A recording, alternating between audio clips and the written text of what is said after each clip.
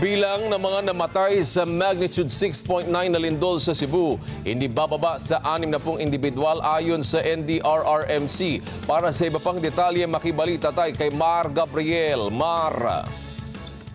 Yes, Wedge, umabot na nga sa 60 individual ang napaulat na nasawi sa pagtama ng 6.9 magnitude na lindol sa lalawigan ng Cebu base sa natatanggap na report ng NDRRMC.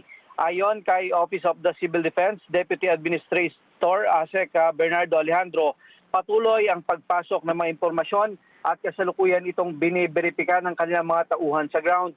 Pero base sa kanilang record kaninang umaga, pinakamarami sa mga nasawi ay mula umano sa Bogo City na siyang sentro ng lindol.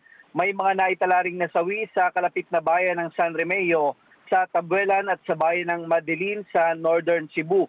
Halos 150 naman ang naitalang nasugatan, kung saan pinakamarami din ay mula sa lungsod ng Bogo. Meron din sa Tabuelan, sa Katmon, sa Daan Bantayan at sa bayan ng San Francisco.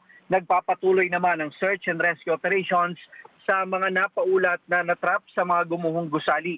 Ayon sa NDRRMC, wala pang datos na nakakarating sa kanila kung ilan ang kailangang i-rescue dahil prioridad sa ngayon ng mga rescuer ang mga biktima na maisagawa ito sa loob ng 24 golden hours.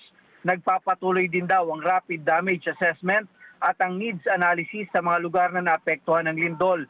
Prioridad dito ang mga paaralan, ospital at mga road networks upang matiyak ang patuloy na pagpasok ng tulong. Papunta na raw sa Cebu si Defense Secretary Gilberto Chodoro para pangasiwaan naman ang search and rescue operation sa lalawigan. Aabot sa mahigit 1,000 residente naman ang kasalukuyang inilikas kasunod ng pagyanig.